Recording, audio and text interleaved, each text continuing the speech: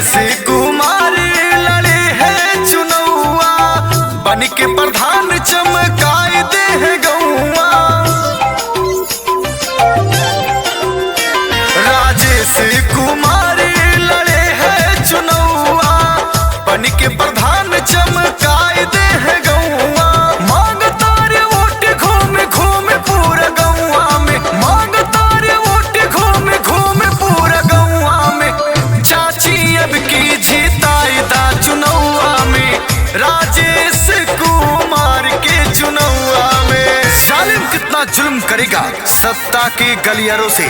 Gram सभा उत्तर रनियापुर महदैया बनगाई की गली गली गूंज रही है राजेश कुमार जी के नारों से। तो भाइयों बहनों याद रखिए, इस बार किसी के झांसे किसी के बहकावे में नहीं आना है। अपना प्रधान सिर्फ और सिर्फ राजेश कुमार को बनाना है और अपने क्षेत्र में विकास ही विकास लाना है और विकास की रफ्तार को आगे लेकर के जाना है।